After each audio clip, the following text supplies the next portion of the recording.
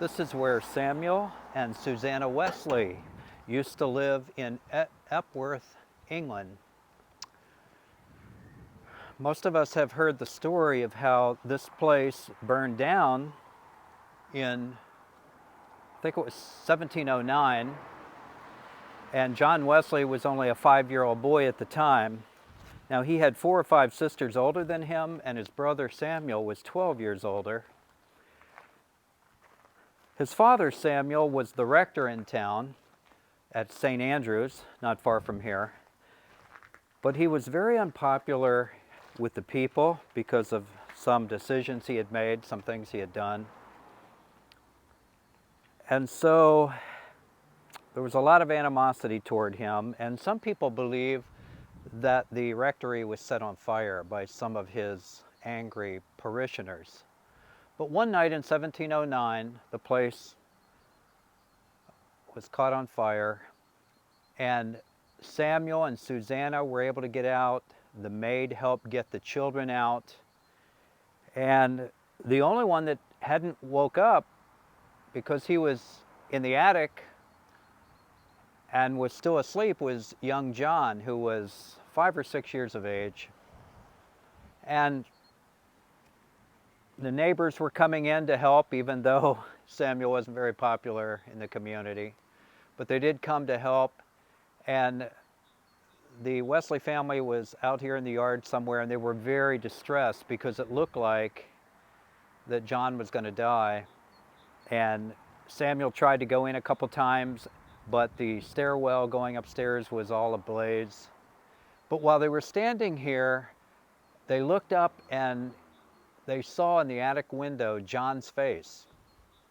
Now, what had happened, John said later, was that he woke up and he saw light in the house and he thought it was morning, but when he went to the door and looked out, it was a fire.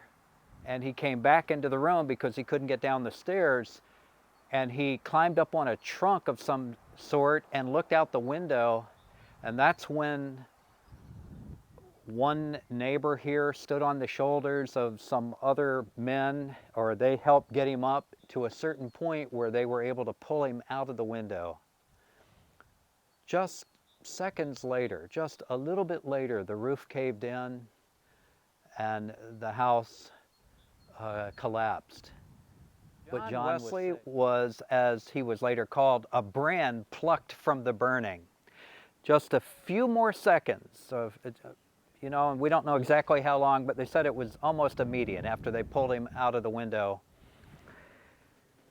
that if he hadn't been rescued, of course, he would be gone.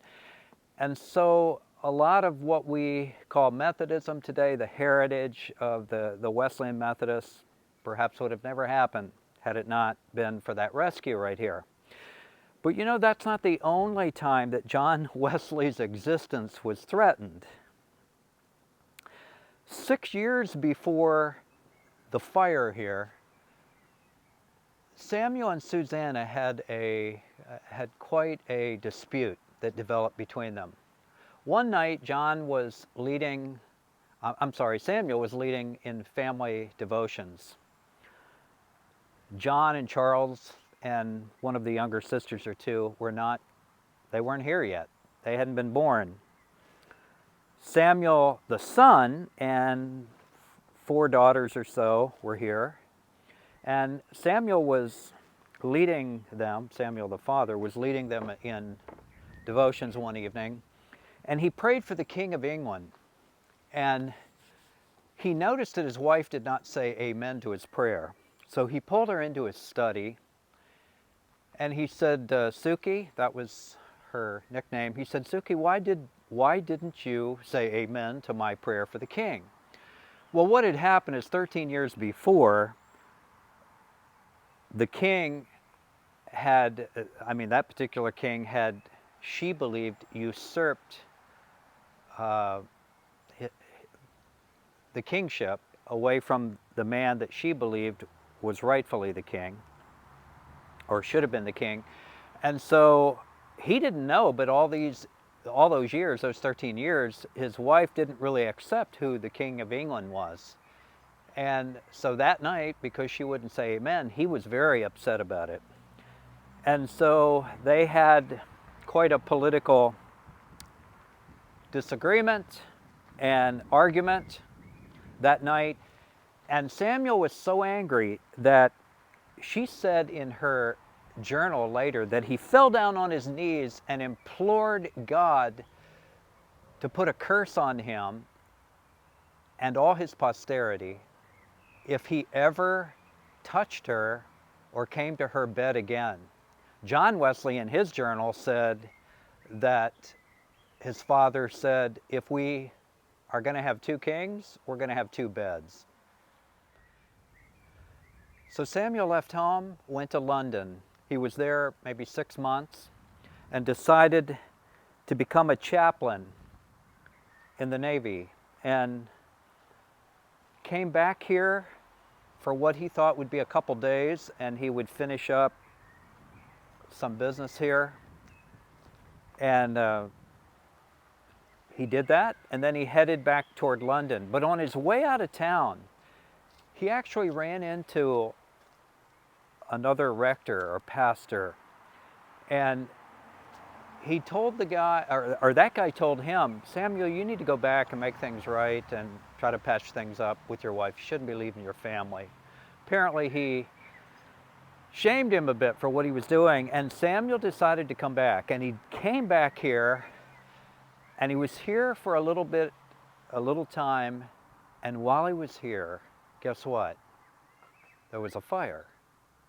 This fire, again, 6 years before the one where young John would be rescued, was started, they think, by the maid accidentally. Well, after the fire was put out, Samuel decided that his place was here. He couldn't run from this. And he and Susanna got over their political disagreement. And can you believe that it was a political disagreement? People have been fighting over politics for a long time.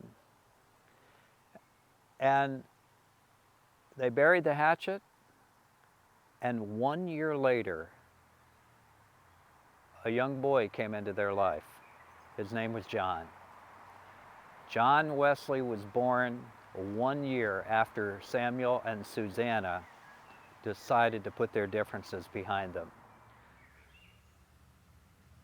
So after the house was rebuilt, the family was gathered.